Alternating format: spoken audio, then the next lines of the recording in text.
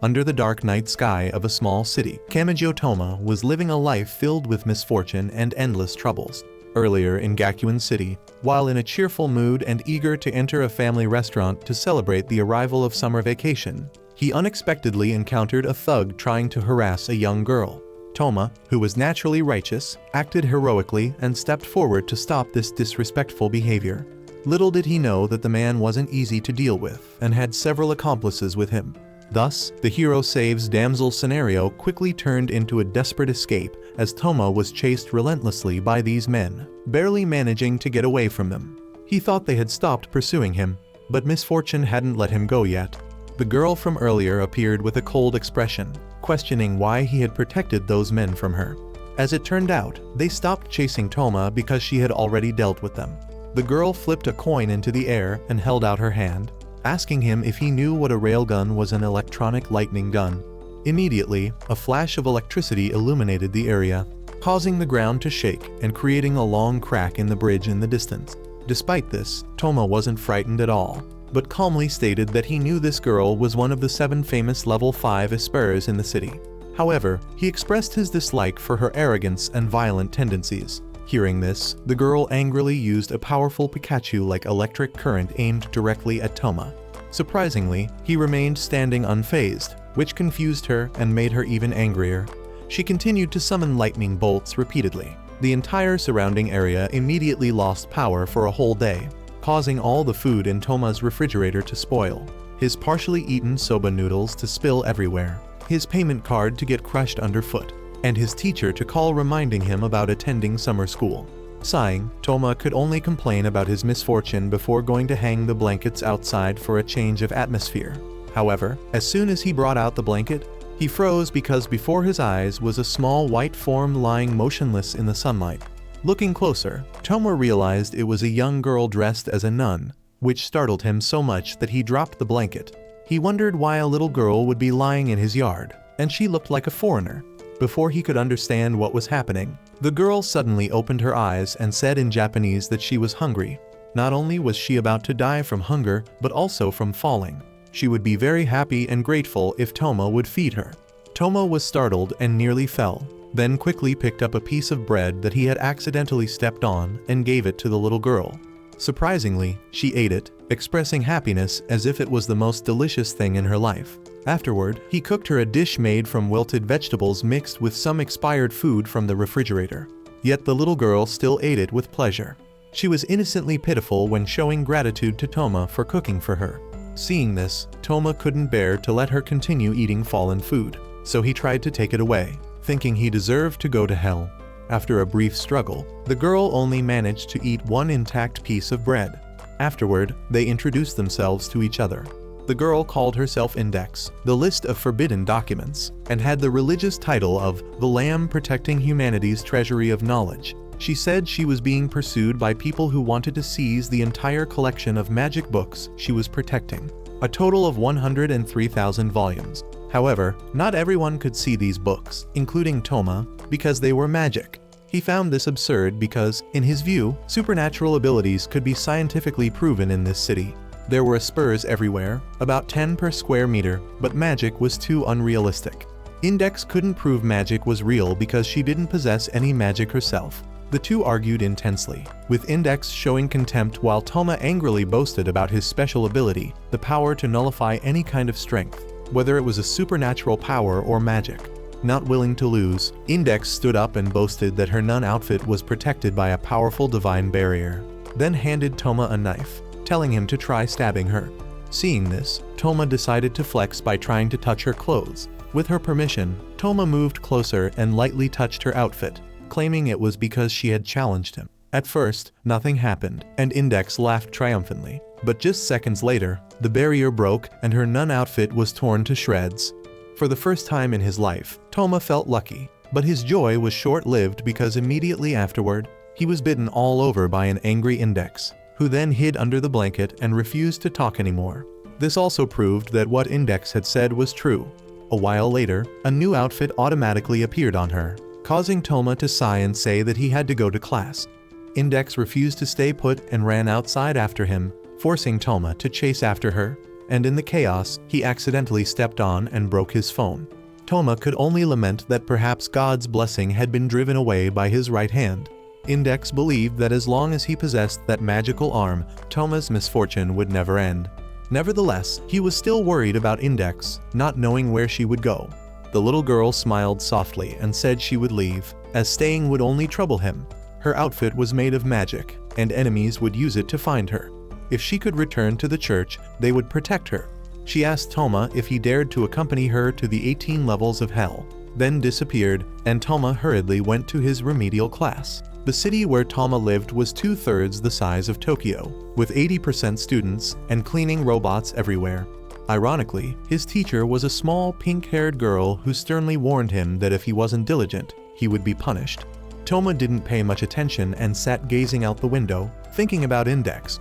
His friend beside him loudly announced that Toma was ogling a girl playing tennis, causing the teacher to misunderstand and burst into tears. When class ended, the electric shock girl who had previously fought with Toma appeared again, stomping her feet in anger, frightening the entire class. He just found her annoying and warned her not to force him to get serious. Thunder roared, causing the school security to rush in and chase after the two of them. Finally, when Toma returned home, he was shocked to find Index lying unconscious at his door with a deep wound. In horror, he recalled her words from the afternoon, and before he could understand what was happening, a strange-looking man appeared, claiming to be knowledgeable about magic and coldly stating that all of this was caused by magicians like him. It seemed that Index had returned just to retrieve her hat, as the organization could track the hat to Toma's house. She didn't want to involve Toma despite her own injuries. Seeing this, he clenched his fist, his eyes filling with angry fire, and shouted at the man before him. Toma couldn't believe that such a large man would bully a small girl like that. All they wanted was the collection of books that Index possessed, which according to her was the entire treasury of magical knowledge. The red-haired man warned Toma not to peek. Those books didn't exist in ordinary physical form, but were in her memory, and the frightening part was that she had the ability to remember permanently after just one glance. In other words, after reading all kinds of magic books in this world, Index had become a huge living library, a treasure trove of knowledge coveted by the entire magical world. The man before him was called Magnus, and he appeared with the reason of protecting the little girl, fearing she would be captured by others and tortured or poisoned. But the way he did it made Toma feel contemptuous. His twisted and calculating thoughts made Toma unable to restrain himself. He rushed to attack, but the opponent skillfully evaded and sneered contemptuously. He announced his magical title, which for a sorcerer symbolized the death knell for his prey. Magnus raised his hand, boasting about the magical power he possessed. A bright red flame erupted, radiating intense heat that made the surrounding air feel like it was about to explode. Toma felt real fear, worried that he couldn't neutralize this terrible energy. When Magnus swung his hand, a giant flame shot straight at Toma, the blinding light bathing everything in red. Magnus stroked his hair, thinking he had eliminated an ordinary person, mocking that even with 10 more years of training, Toma wouldn't catch up to him. But when the dust cleared, he saw Toma still standing there, completely unharmed without even a scratch. He raised his right arm, which contained the power to nullify all supernatural forces. The flame was completely neutralized, making Magnus cautious, his eyes changing, no longer showing the initial contempt. He began to summon the power of one of the 5 great fire spirits, an entity that could destroy everything around it. The flame rose high, swirling like a living monster, making the ground shake. Toma was horrified, covering his eyes to avoid seeing the distorted, ugly face formed from the flame. The flame, though somewhat broken, quickly regenerated. Its power was terrifying. At that moment, Index opened her eyes wide, her gaze becoming soulless, unlike her usual innocent look. She spoke clearly, explaining the origin of the flame and showing Toma how to destroy it. He listened but hadn't fully understood, and was about to follow her instructions when Magnus suddenly kicked the little girl in the head. This cruel act made Toma's blood boil, but before he could react, Magnus had already chanted and released the final flame, more ferocious than all before. A terrifying explosion rang out, smoke, dust, and heat spreading everywhere. When the smoke cleared, Toma realized he had escaped outside, soaked in sweat and panting. Before he could gather his thoughts, he saw that the surrounding buildings were plastered with strange papers, runes that Index had mentioned. Talma tried to recall the little girl's words and realized that the flame behind him was approaching. He slipped and fell to the lower floor, but strangely, the fire monster suddenly halted, seemingly unable to enter the area with those symbols. He understood that the flame only operated within the limits of the magic formation. Talma tried to stay calm, took out his phone intending to call for help, but the phone was badly damaged and couldn't be used. He recalled Index's words, gritting his teeth in frustration, feeling useless. He thought no one would be foolish enough to follow a strange girl like Index, yet she was still fighting her fate alone. Then he returned to where Magnus was. He approached Index with a puzzled expression, preparing to touch the little girl's cheek again. But just as he touched her cheek, the fire alarm went off, water spraying from the fire suppression system. The magical flame was extinguished almost instantly. Talma realized this was his opportunity and stepped forward to confront Magnus directly. At the same time, the regenerated fire monster lunged from behind.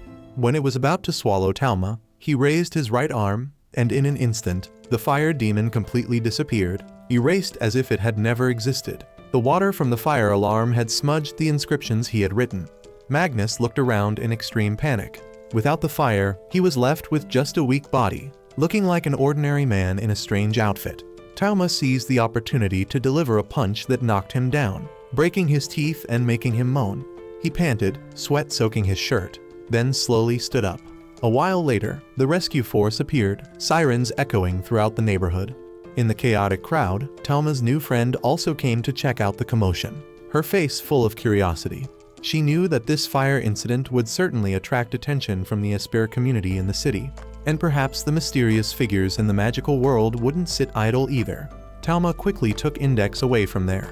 When they reached a safer place, he set the little girl down and wondered what to do next. Index slightly opened her eyes, spoke weakly, then passed out again. Although her mind contained tens of thousands of healing methods, she couldn't teach them to Talma because his ability would destroy any magic used. Talma was desperate, thinking hard until he suddenly realized that perhaps only people without supernatural powers could help him. He immediately carried Index to his supplementary teacher's house. Without waiting for the small girl's consent, he boldly opened the door and entered. Inside the room, filled with the scent of medicine, the table and chairs were covered with medical tools that the cute teacher had used. Talma placed Index on the bed, when suddenly her body glowed brilliantly, then fell into a strange state, just like before. The words she uttered were all healing incantations stored in her enormous memory. Talma hurriedly asked the teacher to call an ambulance, instructing her not to let Index faint, while he would leave to avoid involving anyone else. Although his heart was in turmoil and he was reluctant to go, Talma turned and ran out of the room. Meanwhile, elsewhere, a girl with jet black long hair was silently observing everything. As she possessed over 100,000 books, Index had been targeted by sorcerers. Although Talma had dealt with a sorcerer, Index was still severely injured. The little girl's wounds could be healed with magic, but the students with supernatural abilities at Gakuen Academy City couldn't use spells. Therefore, Talma had sought help from his teacher. Index asked the teacher about the current time, requiring accuracy down to the year, month, hour, and minute. Since she hadn't seen the teacher look at a clock, Index requested to know the source of this information.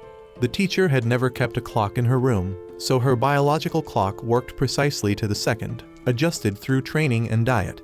Based on the position of the stars and the angle of the moon, Index wanted to confirm one last time. After receiving confirmation, the little girl sat up, her injured body not being very important as she could heal herself. She mumbled something while using blood to draw a magic circle. She asked the teacher to follow her instructions, as normal medical methods would not work on her wounds. Compatible materials to simulate the room were placed in the magic circle, and now the teacher needed to follow exactly what Index said. If she deviated even slightly, Index's nervous system would be immediately destroyed. In other words, her head would explode and she would die. Next, the teacher needed to sing along with Index. The room began to shake. The room and the magic had successfully linked.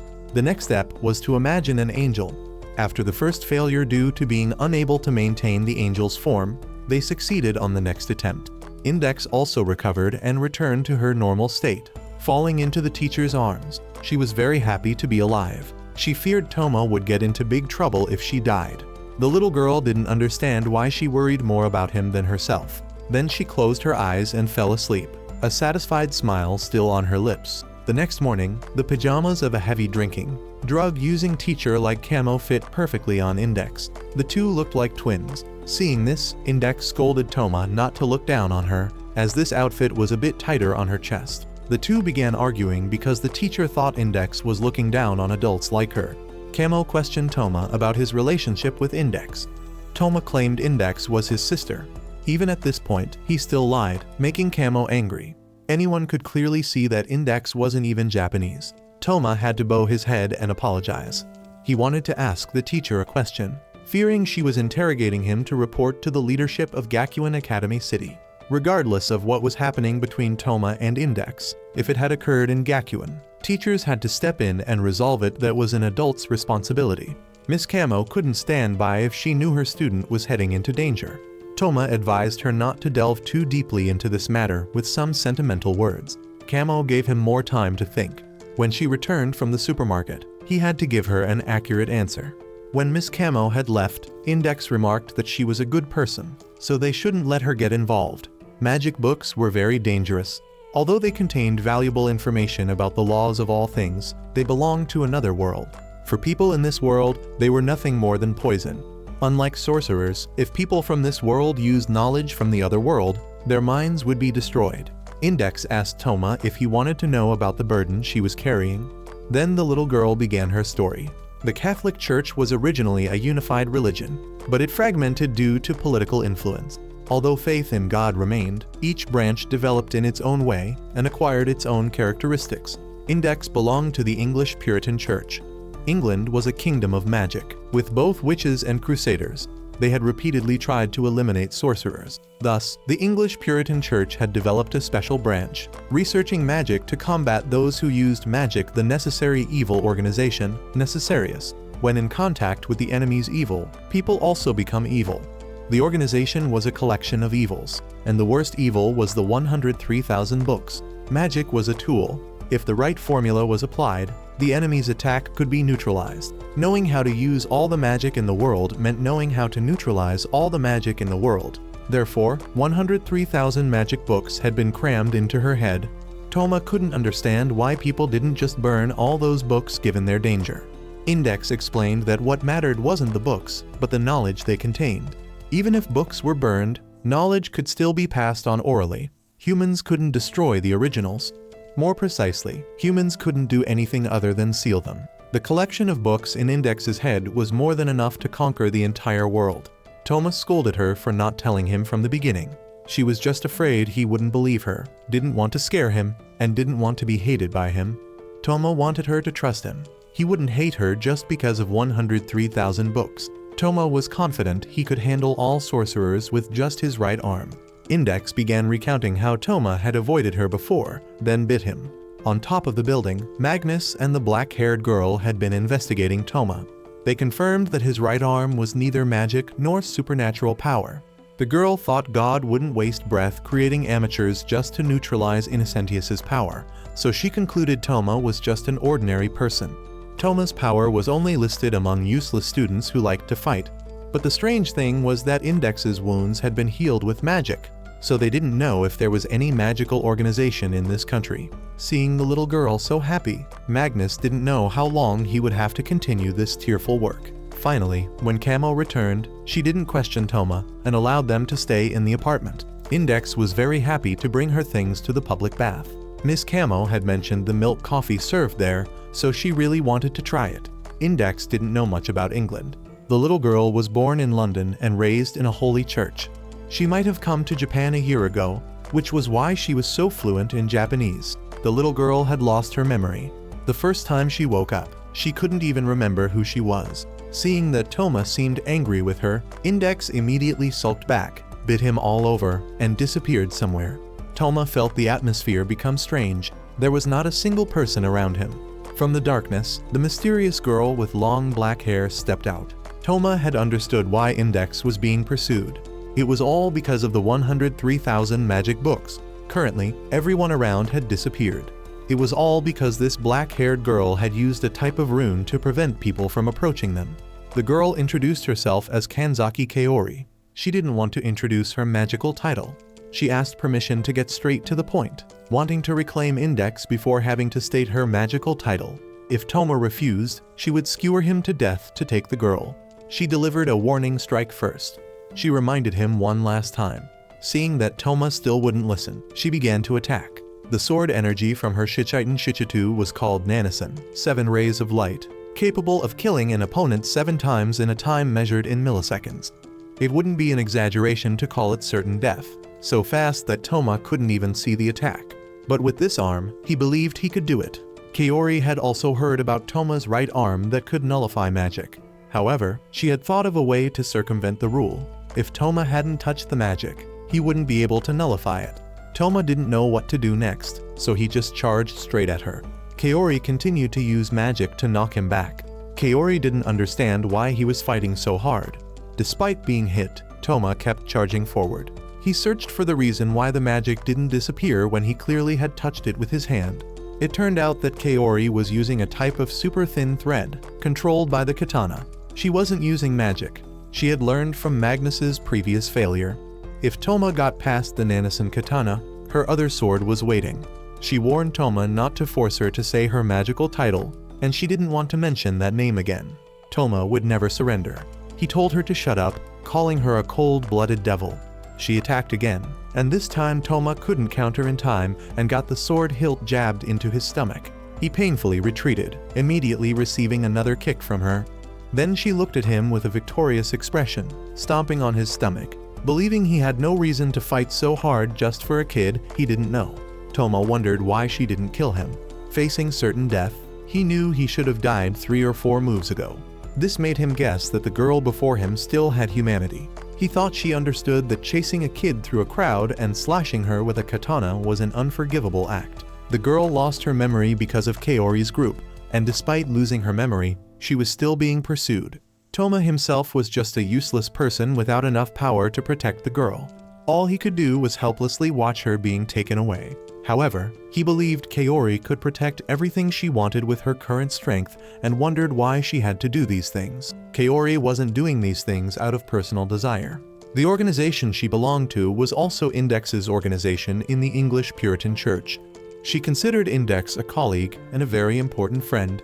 She never wanted to cut the girl's back, as she didn't know the girl's outfit had been nullified and didn't think that slash would hurt her. She began to explain everything. The cause started with Index's perfect memory. Humans only possess a finite memory. By forgetting unnecessary things, this memory is inadvertently calibrated, allowing humans to exist.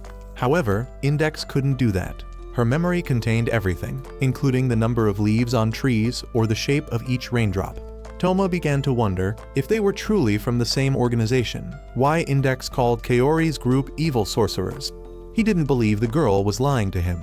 Kaori continued to explain that it was all because Index couldn't remember anything, so she had to find her own reasons for certain things. If Index's memory wasn't erased, she would die. 85% of her memory was dedicated to the 103,000 books, so she only had the remaining 15% compared to normal people. There could be no other way. The memory erasure would take place in a precise 1-year cycle and couldn't be performed if missed. Only 3 days remained. The girl would forget Toma, so Kaori saw no need for him to try so hard for her. Toma firmly stated that everything he did was because he was Index's friend. He would always love her. Toma saw Kaori's group as the villains because they hadn't explained everything to Index, making her see them as enemies. Kaori became angry. She questioned whether Toma understood anything about them, about Magnus's feelings when watching Toma and the girl from afar, the pain he endured while pretending to be the enemy. To save an important friend, he had disregarded his own honor, and Kaori felt Toma completely failed to understand that. Angry, she attacked Toma repeatedly. Her group had also tried very hard, making many promises and photo albums, but in the end, everything returned to zero. They couldn't bear it anymore, couldn't bear the girl's smile anymore. Toma saw that she was just imposing her irrational thoughts on Index.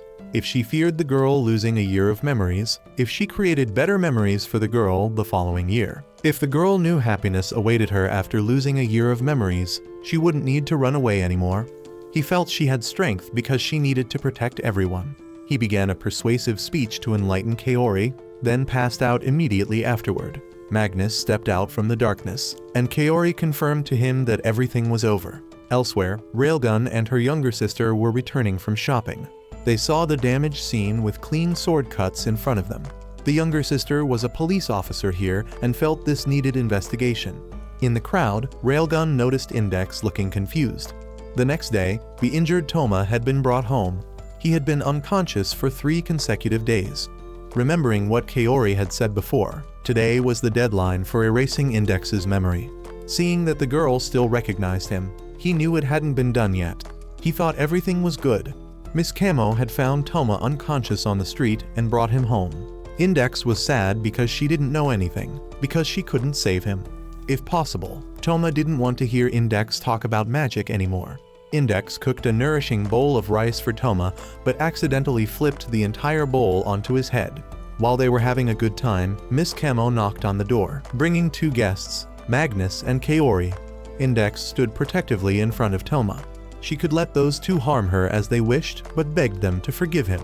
85% of Index's memory had to make room for 103,000 books, and with the remaining 15%, if her memory wasn't erased once a year, the little girl would die. Only 3 days remained from the day he was beaten badly, and he had been unconscious from that day until now, exactly 3 days. Sensei had gone out on business, leaving Toma to watch the house. In the evening, he sat watching Index sleeping soundly, his head heavy with thoughts about what had happened. Only 12 hours remained from when Magnus's group arrived until the appointed time. They had already set up seals around the place. Magnus warned Index not to run away if she didn't want to leave Toma, then left. Index reassured him that if she obeyed them, she thought Toma's life would return to normal. She would definitely not let them harm him anymore. After saying this, the little girl fainted in Toma's arms and still hadn't regained consciousness. The phone rang. It was Kaori calling. She wanted to know if Index was there. She didn't want him to wake the girl and asked him to listen carefully to what she was about to say. The limit would fall at midnight tonight. Her group would prepare to perform the ritual at the specified time. Toma didn't understand why she was telling him this, as he clearly might resist to the end. Kaori just wanted to advise Toma to quickly say goodbye to the girl and leave the room before they arrived. In this matter, not even magic or Index's 103,000 books could help. Kaori began to reveal more. The church was very afraid of Index's ability. Likely among the 103,000 books, there was a protection mechanism preventing the girl from accessing that part of her memory. And the church also didn't allow other professors to interfere with their books. Moreover, the very act of memorizing magic books had already caused significant damage to the brain. It wasn't until later that Kaori learned that magic couldn't solve this problem. Unlike her, Toma was from the world of science, where there were ways to access the girl's memory, as well as the 103,000 books in her head. And this was a city of students, where there were many Espers capable of controlling others' minds. Toma thought it was still too early to give up. He wanted Kaori's group to try other methods. Kaori refused because she didn't want to take risks. Seeing this, Toma clenched his fists, deciding to fight Kaori's group once more to save Index and become a hero. Time was running out. Kaori wanted to see how far Toma could go. He began reading books about memory from Miss Camo's shelf. There were quite a few ways to cause memory loss. A phone bill fell out. Toma guessed that Miss Camo might save him, as she surely knew psychiatric experts. He picked up the phone to call her, but she was busy enjoying a hot bath and didn't answer. Toma had no choice but to randomly call number after number, but no one answered. Looking at Index made his heart burn with urgency. Finally, someone responded, but due to Toma's strange information, she couldn't understand anything. The clock struck 12. Magnus's group had entered the room. Toma pleaded with them desperately, wanting them to find another way together. Magnus pressed his head close to Index, questioning if he dared to risk the life of someone standing on the edge of life and death, if he dared to let some unknown doctor experiment on her body. He thought Toma had lost his humanity. He took out the necessary item for the ritual, a magic cross. If Toma touched it, the cross would disappear. Magnus's group would only kill memories. Index would still be alive, but if Toma's experiment failed, the girl would die. He scolded Toma for being a murderer pretending to be a hero, challenging him to touch the cross, taking away the right to live right in front of Index. Toma began to recall the days they spent together. Magnus and Kaori drew magic formations all over the room. Toma wanted to say goodbye to the girl one last time. Magnus told him to leave because his hands could stop his fire, and he didn't want any uncertainties during the ceremony. Toma shed tears, not understanding why he didn't have enough strength to save a little girl from pain. There were still 10 minutes before the memory erasure time. Kaori wanted to give Toma a chance to say goodbye, as she had also spent the whole night with the girl on the ceremony day. Magnus was still afraid Toma would do something desperate. Kaori persuaded him to give Toma a chance, and finally, he agreed. Index faintly opened her eyes, asking Toma about the drawings on the wall. Toma lied that it was just healing magic. Hearing about magic, Index immediately became wary, thinking sorcerers had come to bother them again. She advised Toma to run away quickly. Toma just looked at her gently, laying her down. It was all over. He apologized to her, promising to be stronger. Those who dared to treat her badly, he would teach them a lesson. He wanted her to wait for him until he could save her. Index agreed and closed her eyes. Toma's tears fell. He didn't want to witness this outcome, but there was nothing he could do. Suddenly, he remembered Kaori's words about Index's remaining 15% memory. He began to doubt the origin of the 85 and 15% figures. Miss Camo had called back. Upon hearing about perfect memory, she thought it was just a very rare pathological condition. Indeed, people with perfect memory couldn't forget anything they had encountered in their lives, but their lives couldn't be threatened like that. The human brain itself could store up to 140 years of memories, so it was impossible to die within a year due to memory overflow. Humans didn't even have a fixed memory storage, as different types of memories had their own storage functions. In short, no matter how much was crammed in, the human brain couldn't be overloaded. Hanging up, Toma looked at Index, guessing that the church had deceived Kaori's group. But she was sleeping soundly in this condition. Surely Index had been subjected to something by the church, making it appear as if she would die each year if her memory wasn't erased. With the 103,000 magic books and Index in this way, she couldn't betray them, and Index's friends could only swallow their tears and comply. Toma didn't understand what the church had done. He removed his bandage. He would become a hero. He approached Index, trying to touch around her body to find something unusual. He tried touching her mouth. Something pushed him away. Index awakened in system mode, attacking Toma. The system detected a seal vulnerability. To protect the 103,000 magic books, the little girl would eliminate Toma. Kaori and Magnus had rushed to the scene. Toma had confirmed that Index's perfect memory did not threaten her life even if she wasn't erased of a year's memory, which meant the church had lied to Magnus and Kaori. When Toma discovered this secret, Index had activated the system to enter enemy elimination mode, protecting the 103,000 books. Kaori and Magnus had arrived. All this time, Toma had been wondering why Index, with so many magic books in her head, couldn't use magic.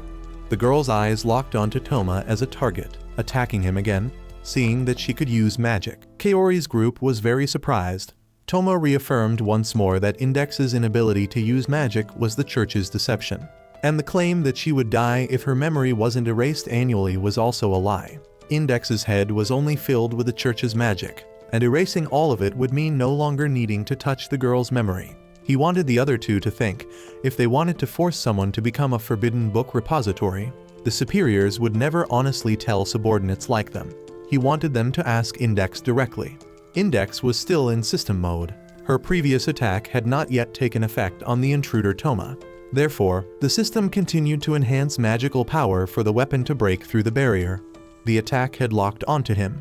At this moment, Magnus suddenly switched sides, announcing his magical title, then pasting stickers all over the room, standing on Toma's side to support him.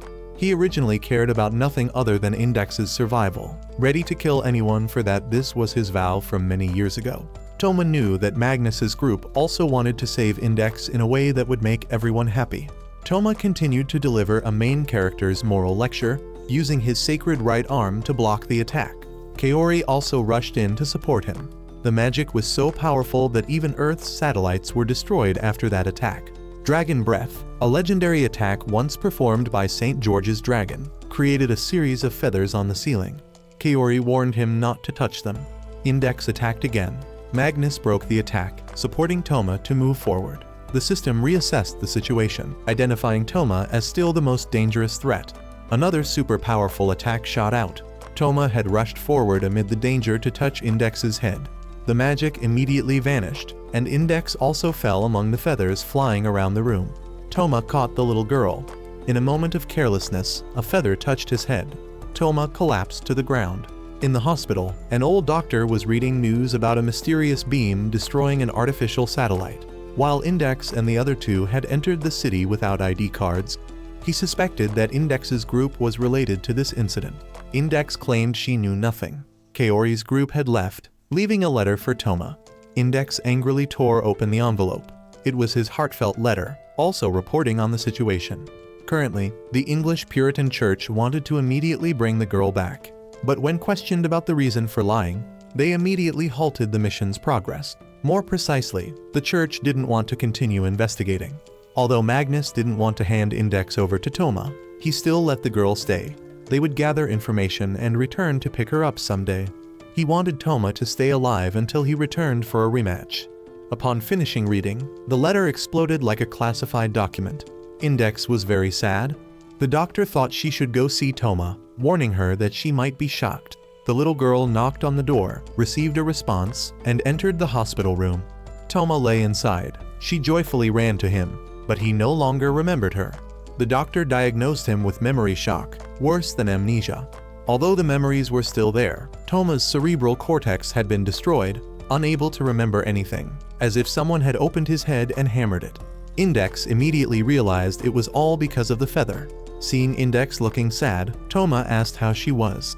She smiled and said she was fine, then began telling the story from when they first met on the dormitory balcony. Toma couldn't remember anything. Index trembled as she recounted everything, confessing that she loved him very much. He couldn't even remember the name Index, only knowing that it wasn't a human name. Index was completely shocked. Toma grinned, saying she had been tricked. He began to brag, making Index believe he still had his memory.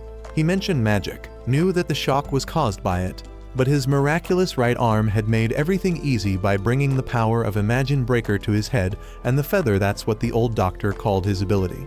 Before being shocked, Toma had already neutralized the magic of the attack. Index breathed a sigh of relief as if a burden had been lifted. Toma teased her for always causing trouble. The little girl was so angry that she bit him all over and then stormed out of the room. The doctor came in and found Toma in tatters beside a poor, damaged pillow. Actually, Toma couldn't remember anything. What he had just said were words the doctor had relayed to him from the other two. Toma didn't understand either. He just didn't want the little girl to be sad. Although he didn't understand why or how, Toma simply felt that way. The doctor was also surprised. Toma's memory and cerebral cortex had died. Nothing could remain in his head, and the doctor didn't understand where that feeling of his came from. Toma thought it came from his heart. The next day, the city announced that the entire telecommunications system had been cut off due to the destruction of a satellite. There would be an official press conference to discuss this issue. Magnus went to meet Commander-in-Chief Aleister. He had received a summons from England. The situation was becoming complicated due to the emergence of deep blood, an unconfirmed existence, and the girl who possessed the ability to destroy specific creatures, whose existence was also unconfirmed, was being held captive. What was complex was the interference of those who shouldn't be in this city, the sorcerers. Their scientific faction had to eliminate the entire sorcerer world, as both sides possessed their own special technologies, creating balance for the world. If all the Aspers in Gakuin eliminated all the sorcerers, things would be different. The scientific world now possessed the natural enemy of sorcerers, Imagine Breaker. Because Toma was harmless, the commander wanted him and Magnus to team up. The information wouldn't leak because the commander believed Toma was just a silly boy. Their next enemy was very dangerous vampires. The entire space was immersed in a bright red color. In the middle of this vast redness was a little girl. The girl had killed someone once again. In Gakuin, Toma was complaining about a book that cost 600 yen, too expensive for him. Index was annoyed, asking Toma what they could do with those 600 yen. Toma was also losing patience. If he had time to study every day, he wouldn't have to spend money on supplementary books like this. Index's eyes were fixed on the ice cream advertisement on the wall. Toma thought she wanted ice cream. She immediately scolded him, saying she never said she was craving it, nor had she ever thought of using someone else's money, and never said she liked ice cream either. Toma saw through the little girl who wanted to sit and eat ice cream in an air-conditioned shop. Index's outfit was protected by the Supreme Being. The little girl never felt uncomfortable or hot despite how concealing it looked. Even in the summer heat or winter cold, she didn't notice any difference. Although the two seemed close, Toma still couldn't remember who the little girl was.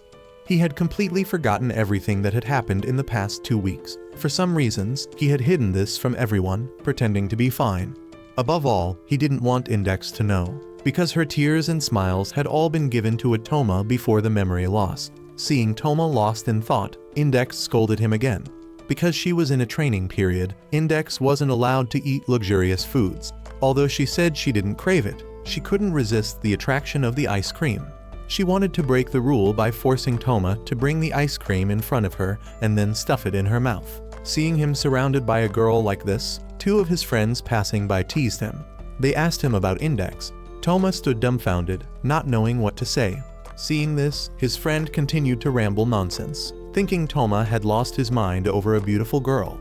The blonde-haired boy beside him asked again about Index, even remarking that the little girl was a lowly trap luring people to the police station. Toma thought his friend was joking too much. Indeed, Index was a bit flat. Index became angry. Behind Toma was a mass of killing intent. When he turned around, he saw Index giving him 2 choices: either redeem his mistake or rest in eternal peace. Finally, he had to take the little girl to an ice cream shop. Unfortunately, the shop was closed, making Index boil with anger again. The 4 of them went to a burger joint, and Index excitedly carried a juice. Before he knew it, Toma had to treat everyone. He lamented his misfortune and cursed his unlucky life. Index had found a place, but there was a suspicious-looking girl sleeping there. Toma went to ask her what was wrong. The girl admitted she had spent all her money. The 3 friends played rock, paper, scissors to see who would talk to her, and the loser was none other than Toma. He had to go ask the girl. She had spent all her money on 100 yen hamburgers. Because they were both cheap and delicious, she ordered 30 at once. Now she needed another 600 yen for the train fare home, but only had 500 left, breaking her spending plan by spending too much. Toma suggested she could borrow money for the train. Immediately, she looked up, looking very cute. She looked at Toma, wanting to borrow 100 yen. Unfortunately, he didn't have that much money. Index began to show jealousy, taunting the girl as a poor shaman. The girl wasn't a shaman but a sorceress. Index challenged her to say her magical title and rank to prove it, saying she looked more like a monk or something. The girl thought that was reasonable. Toma spoke up to defuse the situation, saying whether she was a shaman or a sorceress, they both knew how to cast spells anyway. Hearing this, Index became even more jealous. Suddenly, behind them was a group of men in black suits. The girl stood up to borrow 100 yen from them. They were her cram school teachers. On the way home, Index wanted to adopt a stray cat. Toma refused because pets were forbidden in the dormitory. Index writhed in protest, scaring the cat away. She was upset and argued with Toma. Suddenly, she sensed a stream of mana passing by and followed it, telling Toma to go home first. Toma also felt something strange around him. Magnus approached from behind, saying it was Rune, destroying human presence. Toma couldn't remember Magnus. He was worried about finding Index. Magnus continued to ramble to himself. Magnus thought he was joking and launched an attack. Toma immediately blocked it. Magnus was pleased. He didn't want to be friendly with Toma just because they had been on the same side once.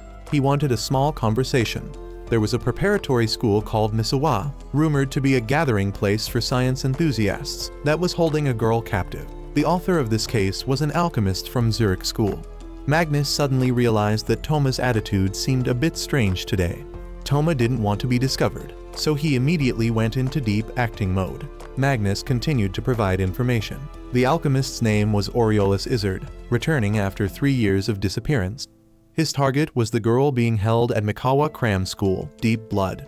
He was after the girl's ability to destroy vampires. Toma didn't believe there were vampires in the world. Magnus wasn't sure either. He only knew about Deep Blood's power to destroy them. He needed to find vampires, and to do so, finding a way to control Deep Blood first was the best approach. In short, Magnus would join Toma in infiltrating the Cram School to search. If Toma refused, Index would leave him. The organization was treating Toma as a tool to keep Index in place. If he didn't obey, he would lose his value.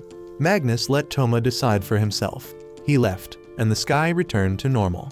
When he got home, Index lied about developing to hide the kitten in her clothes. Toma demanded she take the cat out of there immediately. Index held the cat tightly in her arms, preaching her faith. With no other option, Toma allowed the little girl to keep the cat. Toma also had something to say. He had dropped the newly bought books somewhere around here. He would go down to look for them and told Index to stay home obediently. Busy playing with the cat, Index agreed. Outside, Magnus had pasted a bunch of charms to protect Index. He was afraid a sorcerer would come and take the girl away. Toma wondered if Magnus was in love with Index. Magnus blushed and scolded him for talking nonsense. Looking at Magnus's expression, Toma understood the situation. Toma also didn't know what he thought about Index before losing his memory, and now he was just pretending to be the Toma of the past, as if Toma had two selves. The two had arrived at the school, which looked very normal from the outside. But the building itself was already a seal created by the alchemist. He was a descendant of a very powerful person. An alchemist's ability was to create all things in the world. Magnus gave Toma a picture of deep blood. Her name was Heimgami Asa, the same girl who had run out of money earlier. Stepping inside, everything seemed normal as well, except for a corpse that looked like a robot in the middle of the house. Toma had met a shaman who insisted on calling herself a sorceress. Along with another sorcerer, Magnus, he had come to where the shaman was being held captive, and the first thing to greet him was a corpse. This was the body of one of the church's 13 Roman warriors, and it appeared to have just been killed. Toma didn't understand why this had happened. Magnus remained calm, as this was a battlefield, so death was normal.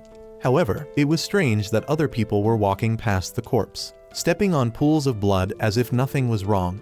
This was the difference between the inside and outside. Like when they were standing outside a coin, unable to see the people currently standing inside the coin, and those inside couldn't interfere with those outside. The seal couldn't be broken until the heart of the magic was destroyed. Magnus cast a spell. It seemed he had another reason to fight. The two went to the staircase. They couldn't use the elevator because they were inside the coin and couldn't touch the switch outside the coin. Toma wanted to experiment to see if he could call from inside the coin to outside the coin. Toma tried calling Index, and she still answered as usual. Her way of answering the phone was as if this was the first time. Realizing it was Toma calling, the little girl scolded him for using something as inconvenient as a telephone and admitted she had eaten the 2 cakes on the table and a pudding from the refrigerator. Toma was very annoyed, but since he could call Index, he quickly calmed down. He lied that she would lose lifespan when answering the phone to hang up. Magnus didn't understand how Toma could casually chat with a girl even when on the battlefield. If Toma were to die here, he might be overjoyed. Toma realized Magnus was jealous. Magnus thought the girl wasn't an object for romance. Her life had always been threatened, whether or not her memory was erased for a year. Many people had stood in Toma's position before, all wanting to become something to the girl. Toma was just accomplishing what Magnus had always wished for in the past. Toma also gradually understood that the person in Index's heart wasn't him, but the Toma before he lost his memories. On the second floor, all activities remained normal. This was the first time Magnus had seen followers of the science religion. He had thought they would wear talismans or symbols of their faith. Suddenly, all the students stared at them. Clearly, those inside the coin couldn't see what was outside the coin, so this was very strange. The crowd began to mumble something. It turned out that the students who were originally inside had been placed outside the coin. This was an automatic warning. Silver light appeared on the students' heads, and a ball emerged from it. Magnus fled first, leaving this mess for Toma to deal with. Toma was also too scared and ran after him. The balls chased after them. These were replicas copied by the Gregorio choir, a high-level magic summoned from the prayers of 333 monks, requiring unity to control people's minds. They just needed to destroy the connection. Magnus had a plan, which was to push Toma down to take the hit. A student was waiting for her there. Despite being covered in wounds, she still chanted a spell, then fell into Toma's arms. The balls gathered into a large mass, then immediately dispersed, dissolving beneath the floor. Deep blood appeared. Magnus was also taking action outside. He found it cruel that the alchemist was using children to fight.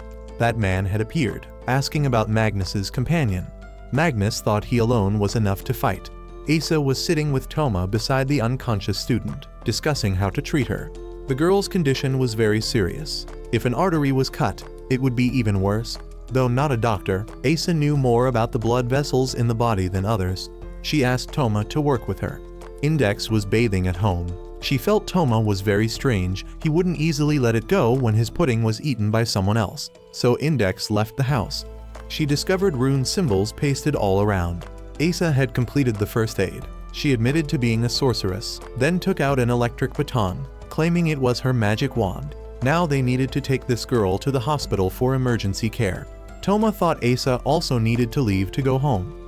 Asa looked confused. She had her own purpose, a purpose that didn't allow her to leave, a purpose that could only be fulfilled here. She needed the alchemist for that purpose. She didn't want to go out unnecessarily. Going out randomly would attract vampires. She wondered what kind of creatures vampires were. She didn't see them as different from humans. They could also laugh with each other and sacrifice for each other. The scent of her blood attracted them. They kept coming to her, and she killed them all without exception. Gakuen was an advanced city. She thought perhaps her secret had been exposed, but she didn't want to kill anyone anymore. If she were forced to kill someone, she would kill herself. Toma had always wondered, if she didn't want to attract vampires, why did she go to that restaurant? Simply put, the alchemist needed her because he wanted to attract vampires, needed her to go out. Although it was against her purpose, the man had promised not to harm the vampires. He said he needed vampire power to save someone. So an agreement was made using Asa's power to save someone. Toma saw it all as a mistake, even if the man was exactly as Asa described. Toma felt he needed to stop him before things became irreparable. The alchemist appeared, bringing an invisible pressure. Toma couldn't get close to him.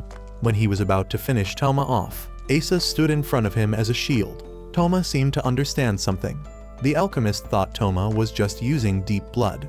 Asa defended him, saying he didn't know anything about her until he came here to save someone. She turned against the alchemist. He drew a needle and stabbed it into his neck. Index had gone outside. Toma woke up in a strange place. Magnus sat beside him, feeling as if he had just forgotten something. Only Toma could remember everything. He just made Magnus make a clown face, then punched him for daring to leave him alone.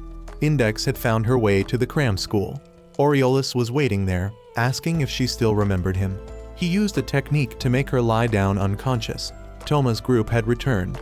They were standing before the real Gregorio choir.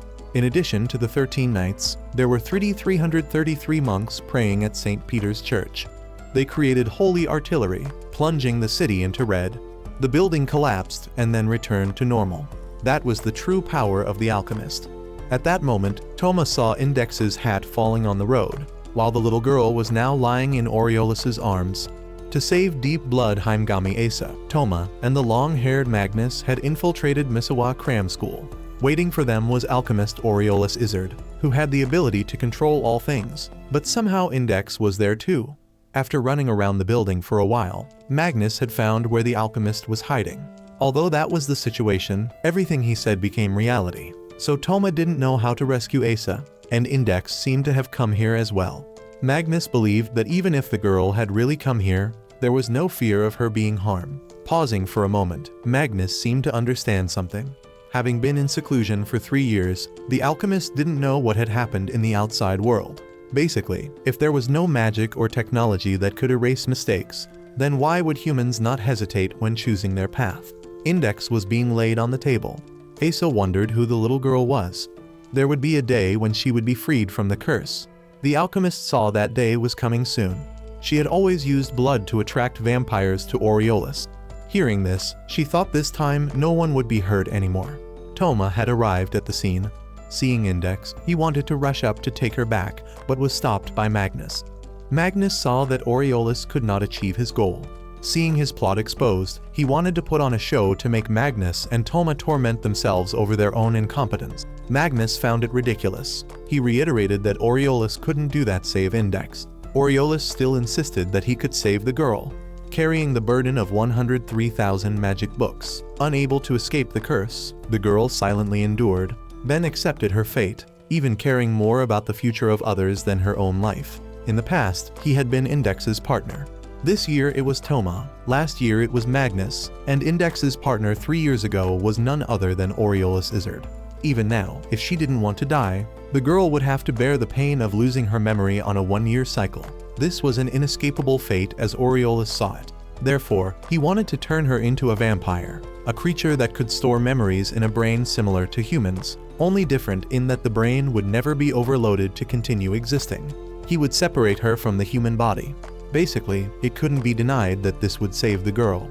Toma found it cruel, forcing Anispira to use magic, and exploiting Asa too. As someone who had witnessed the tragedy occurring in a one-year cycle, when hearing the girl's last words with a smile, Aureolus couldn't bear it. Seeing that he couldn't persuade this fool, Magnus called Toma up to teach him a lesson. Index had been saved thanks to him. What the alchemist couldn't do, Toma had accomplished, because Aureolus had betrayed the Roman Church and been in seclusion for the past 3 years. He didn't believe it, because Toma was just an ordinary person. The English Puritan Church had instructed Magnus not to spread rumors, but he would reveal a secret to the alchemist. Toma's right arm was the Imagine Breaker, which meant he possessed supernatural powers rather than being an ordinary person. Currently, Index was very happy with her partner. Seeing this, Aureolus was completely shocked. Index hazily called Toma's name, sleepwalking like a kitten asking for apple candy. Everyone around was also surprised. Aureolus laughed maniacally, forcing Toma and Magnus to lie on the ground for the crime of trampling on his feelings. He stabbed a needle into his neck again, wanting to make Toma pay with death. Asa stood to stop him.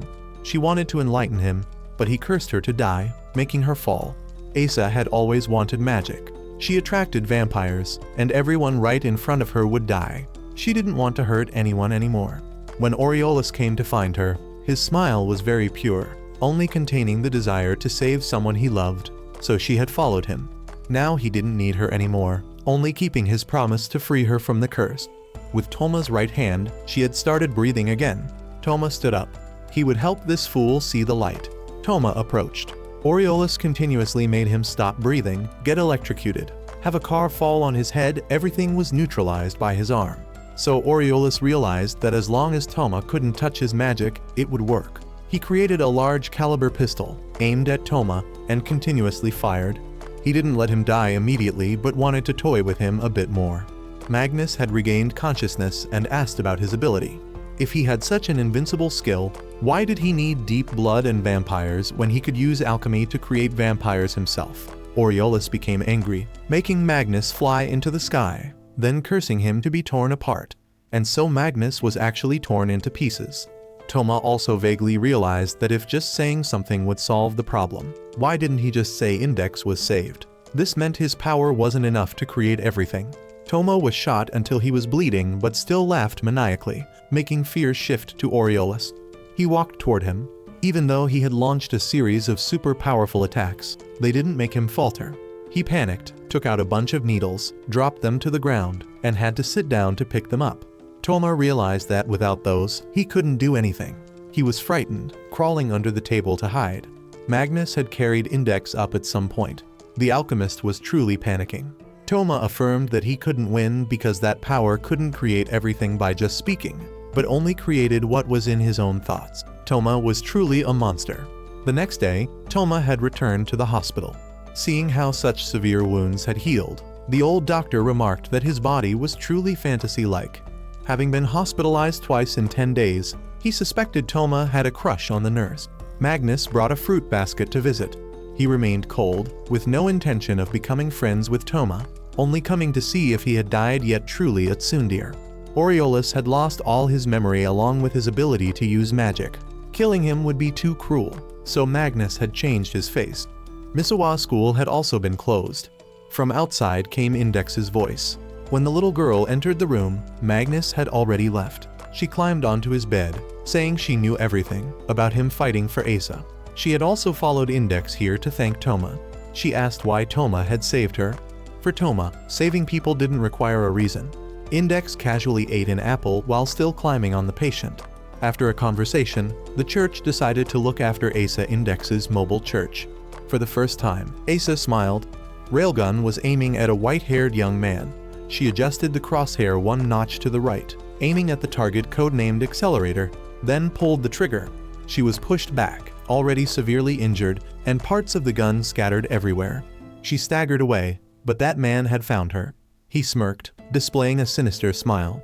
Normally, the re-examination during the summer break would take place in July, and the second semester would end in early June. But Kamijo Toma still had to go to school to prepare for the re-examination on August 20th, probably because he had missed the previous re-examination. Having lost his memory, Toma felt like he was paying for things that came from nowhere. With only 2,000 yen left in his pocket, he gritted his teeth and bought cold water from a vending machine. But the machine was broken. He could only blame his misfortune. Seeing him struggling, a girl in Takiwadai school uniform pushed him aside to make room for herself. Seeing Toma standing blankly, she launched a powerful lightning attack, introducing herself with a proper name, Misaka Mikoto, wanting a fool like Toma to remember. Toma used his right hand to block her attack. He guessed she was an acquaintance, so he reminded her that this machine swallowed money. The girl didn't care. She had a special technique to make the machine spit out a can of water without spending a penny. She launched a kick, and immediately, the machine dispensed water. This machine was very old, so it was easy to make it drop items, though one wouldn't know what kind would come out. Toma was shocked, not expecting young ladies from Takiwadai to do such things. Misaka shook the water bottle, saying all kinds of girls exist in this world. Toma guessed it was because of people like her that the machine had become so quirky. Seeing Toma suffering, Misaka happily asked how much money the machine had swallowed. Hearing the amount of 2,000 yen, she laughed uncontrollably. Toma was left without a single coin. Feeling sympathy, Misaka used lightning to make the machine spit out a bunch of water cans. Although the 2,000 yen didn't come back, the machine compensated him with more than 2,000 yen in goods. Toma ran away. When he sat down on a bench, Misaka had already caught up, throwing him a can of red bean water, advising him to accept reality and take the water, as it was originally his. Apparently, if he accepted the water, Toma would become an accomplice in a case of public property damage and state robbery, although his hands were steadily receiving the goods. Misaka took a can and sat down, complaining that Toma looked like an idiot with power issues. Clearly he had defeated her, one of the 7 strongest Spurs in Gakuen. She thought he should at least have some responsibility. Toma didn't remember how he had defeated her, but every time girls mentioned the word responsibility, something unpleasant would happen. Seeing him scratching his head in frustration, she shocked his spirits, handing him another can of water, saying if the other girls knew she was giving water to Toma, they would all faint. In the middle of their conversation, Misaka's little sister appeared. Clearly, her sister had said she was going to do a makeup exam, but now she was chatting with a boy. The younger sister introduced herself as Misaka's assistant, named Shirai Kuroko. If he wanted to approach her, one-san, he'd have to step over her dead body first. Misaka became angry and launched a lightning attack. The little sister dodged it, advising her sister to be careful when choosing boyfriends, then disappeared. The little girl's ability must be teleportation. Suddenly, another person who looked very similar to Misaka appeared. Misaka-2. She responded very robotically. She had come here to do an experiment.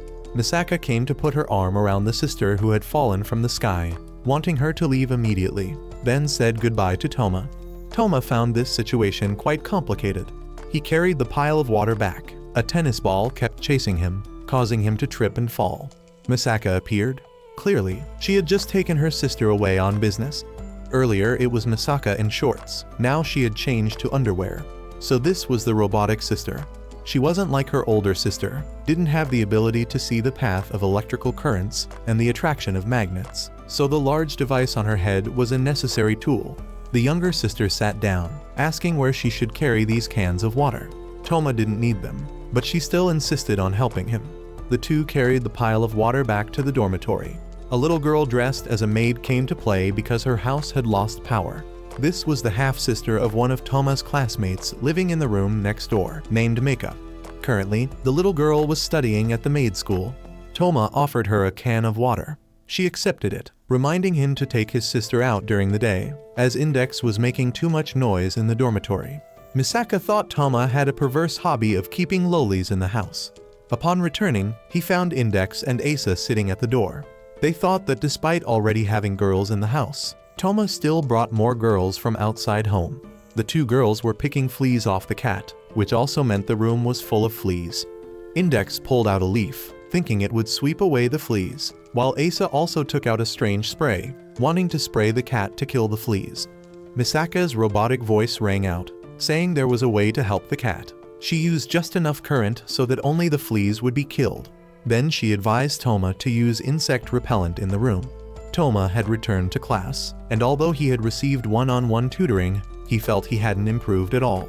The teacher began to talk about the self-improvement model Misaka, who had risen from level 1 to level 5, becoming the third strongest person in Gakuen. Misaka was sitting lost in thought. Toma came to her. The two looked at the scenery together. Misaka expressed her dislike for hot air balloons and people's over-reliance on machines. She rambled for a while, then hit Toma on the head. Her mood had improved. She said goodbye to return home first. Seeing the little sister sitting nearby, Toma approached to thank her.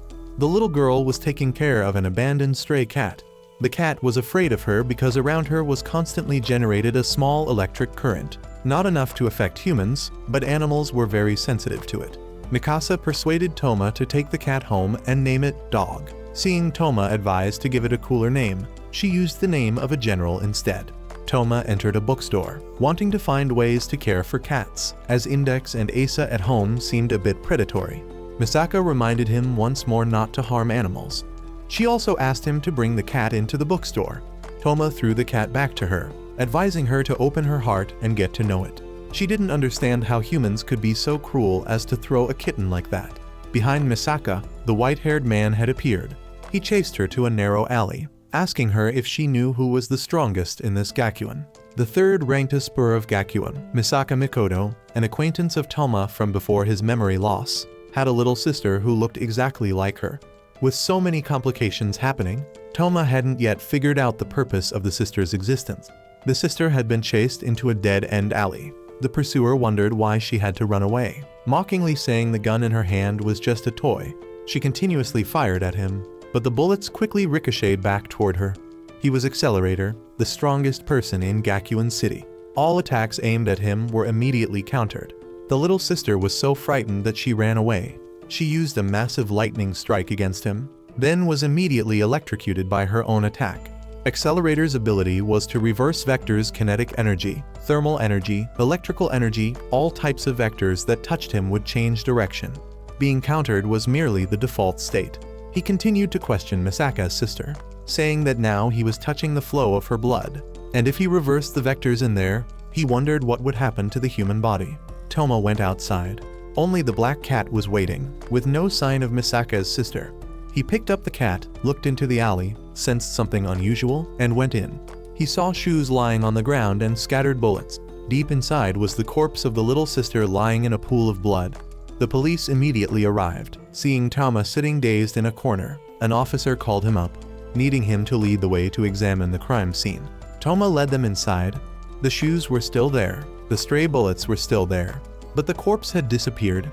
Toma found this utterly absurd.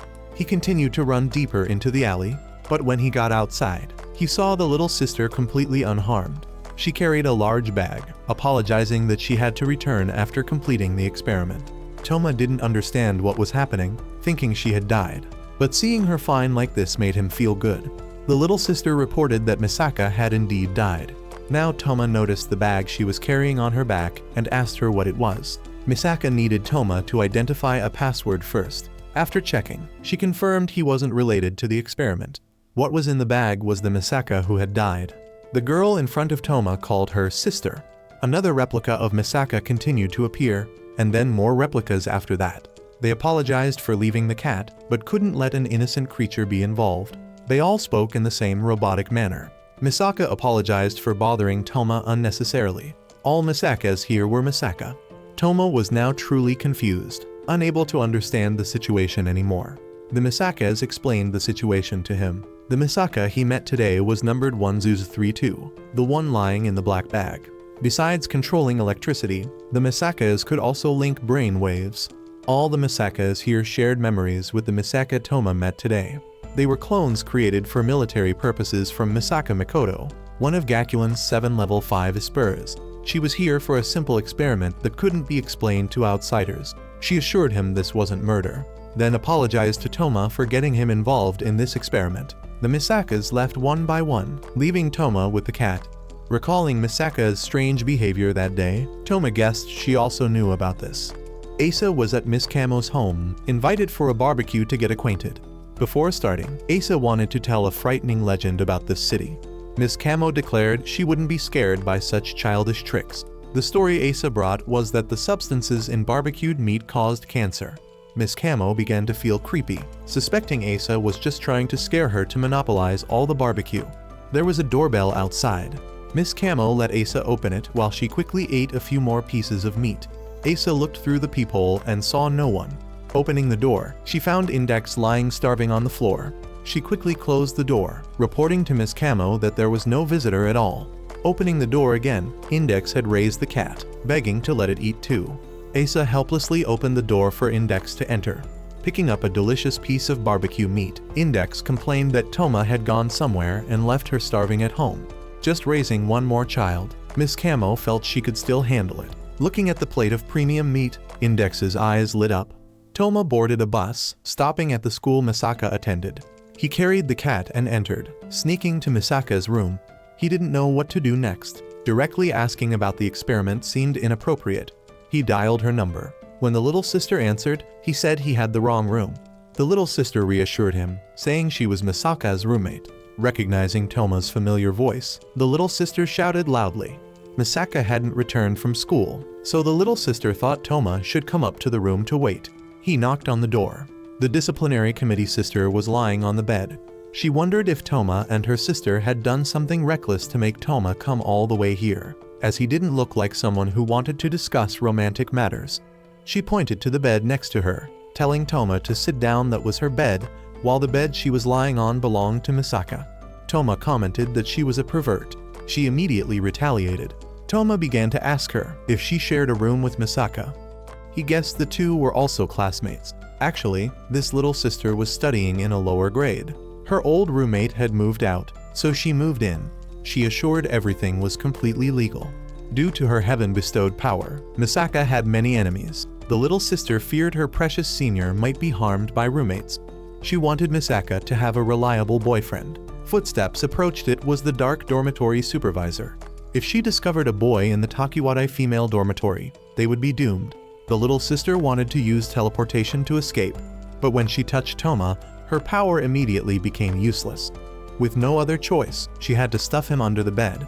The supervisor came to remind them to go down for dinner. Toma saw a zippered teddy bear under the bed. Opening it, he found documents about an experiment using sisters to evolve accelerator. Scientists had discovered that Aspers could reach level 6 by using a special battlefield and fighting according to a predetermined script, thereby stimulating growth. The next page was a map with red marks. Toma quickly ran outside to find Misaka. He realized something was unusual. There was no wind, but the fans were still spinning. Misaka's body had abundant electricity, which could also make fans turn with electricity. Toma realized where Misaka might be. Misaka's sister had died, but then dozens of other sisters appeared. Toma wondered how many sisters that girl had. More importantly, he had to learn about the sister and the experiment. Something abnormal was happening right here in Gakuen. In Miss Camo's apartment, everyone was eating barbecue and chatting. Today's topic was the power of Aspers. Generally, they were neatly encompassed in Schrödinger's theory, a quantum physicist with a very famous cat experiment. That experiment sounded somewhat cruel. Miss Camo would change some of the content to avoid hurting young souls. In Miss Camo's hand was a box. She wanted the kids to guess what was inside. Index guessed it was chocolate because it was a chocolate box. The little girl had guessed completely wrong. Inside wasn't chocolate but lollipops. Index wasn't convinced, believing she had cheated. She raised the candy box again, asking what was inside. Index guessed it was lollipops, because that's what she had just said. There was another possibility that she had lied. In the candy box, there was a 50% chance it was chocolate. 50% chance it was lollipops. Only opening it would reveal the truth. The correct answer was a terrible tasting chocolate without filling. Index puffed her cheeks in anger. She raised the candy box again, continuing to ask what was inside, having just seen the chocolate inside. This time Index was certain it was chocolate. Of course, having seen it, Index would affirm it was chocolate. But what would happen if someone else guessed it was a lollipop and took out a lollipop when opening the box? Those who could change what was obvious according to their will were called Aspers. Misaka was standing on a bridge, wondering why things had turned out this way. She had been very happy when she discovered she had supernatural powers as a child. One day, she was approached by people who said there were many disabled people suffering because they couldn't move a finger. Muscles work through command waves transmitted from the brain, and if they knew how to control the electrical flow in the body, it would be hope for them. With the little girl's ability, surely many people would be saved, so Misaka followed them.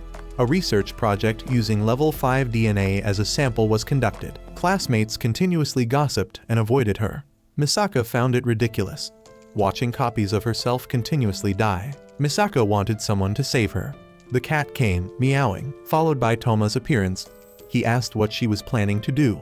Misaka thought who was he that she had to report to him, while warning him that contacting a level 5 late at night would be very dangerous. Toma advised her to stop. He knew about what she was enduring. According to statistical reports, if 128 battlefields were created and Railgun was eliminated 128 times, Accelerator would evolve into level 6, since preparing 128 Railguns was impossible. A project to clone level 5, Sister, had been conducted, based on a new calculation, by creating 20,000 different battles and eliminating 20,000 sisters. A similar result would be achieved. In other words, to create level 6, her sisters would have to go to their deaths. Misaka changed her attitude, realizing Toma had just been in her room. Toma was very worried about her, and he was completely serious.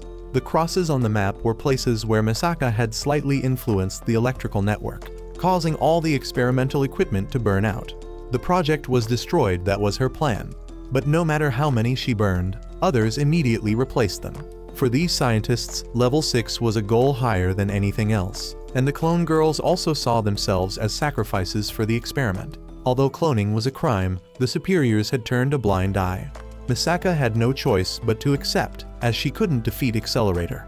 Misaka was planning to self-destruct to make the experiment fail. A few weeks ago, the tree diagram had been destroyed. The cause was unclear, so scientists couldn't redo the experiment anymore. Although data still existed, without the analytical tool, it was useless. She wanted to die to save her 10,000 sisters.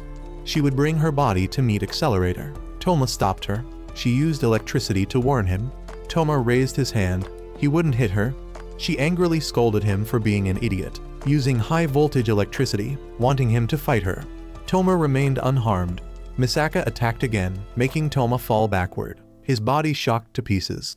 Misaka looked at her hand and asked why, not understanding why Toma stood still. Toma sat up. He didn't understand either, but he didn't want to see her die. He didn't accept people being born just to die. Misaka didn't want to hear another word. A happy world wasn't meant for her. Toma saw that her way couldn't save anyone. Even if she died and 10,000 sisters lived, they wouldn't be happy. Misaka launched another attack. She saw herself as a murderer who had killed her sisters, so she had no right to live.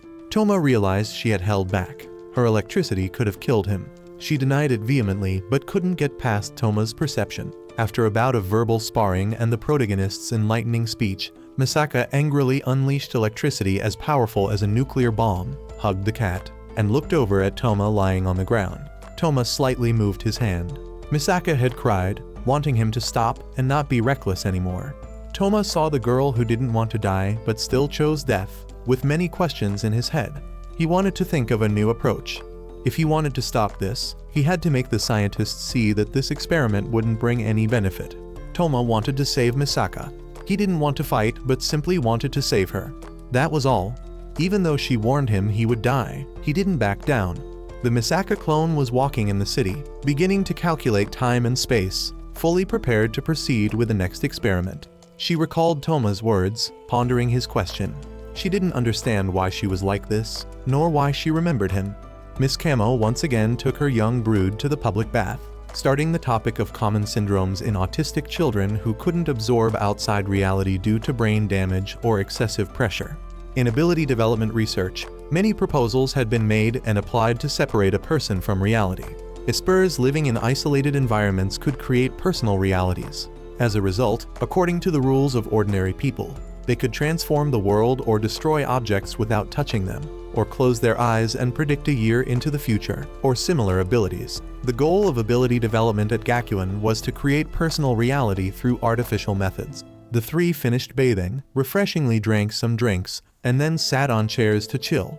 Basically, with the help of medicine and hypnosis, humans could create specific changes in the brain. Therefore, by cramming a bunch of random things into one's head, anyone could possess supernatural powers, but somehow some people had no power at all. Miss Camo enthusiastically lectured while Index just focused on relaxing. Miss Camo thought that people like Toma were also very important. She knew Toma's ability well. Since joining the class, he had been very active. Many things had happened. Seeing the teacher's expression, the two kids guessed perhaps Toma had added her to his harem. The existence of level 0 proved there were still rules that science couldn't explain. Perhaps they were the key to the system. People without power would receive blessings from heaven. There were many things that couldn't be explained. Miss Camo guessed that if someone possessed abilities far beyond humans, they would surely understand God's answer. Toma woke up. He had fainted on the road due to Misaka's consecutive attacks. She was beside him, asking what he thought he was doing with his body bruised and almost suffocating. Toma smiled. He knew how to stop this meaningless experiment. If one paid attention, it was very simple. The tree diagram established the experiment on the basis that Accelerator was Gakuin's strongest spur. If he was suddenly defeated in a street fight, no one would conduct the experiment anymore because the foundation had collapsed. Toma just needed to make them think that Accelerator was actually very weak. Although having met him only once, Misaka knew that was impossible, as it was a completely uneven battle, as if only he had the right to attack opponents. Moreover, both Misaka and he were level 5. If she won, the scientists would just consider it an acceptable error, unable to make them think he was very weak. Toma thought if it was him, things would be fine when the city's strongest level 5 was defeated by a level 0. Misaka found that even more ridiculous, believing the protagonist didn't understand the opponent's true strength, which was on par with the world's top weapons. Everything related to vectors touching him would change direction. If one happened to hit him, the attack would just be countered. Seeing Toma in such bad shape, Misaka didn't believe he could withstand one blow from that monster. Toma knew that she had been planning to go to the experiment site with Accelerator. He wanted her to tell him where he was. Misaka number 1032 had arrived at the experiment site, preparing to duel with Accelerator. Seeing that she remained calm in this situation, he wondered if this girl knew fear. Fear wasn't in her programming. She just wanted to ask if Accelerator was ready. He didn't want to experience the feeling of having his life threatened, so his thirst for power was unlimited. He thought even if more people died, he wouldn't feel remorse. Misaka didn't understand why he wanted more power. Even he saw no basis to prove he was the strongest.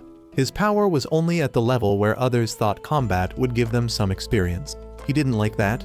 He needed something greater, for people to know that challenging him was the funniest thing in the world. Seeing Misaka so rigid, he found her bland. Toma was running full speed to his experiment site. Misaka stayed behind.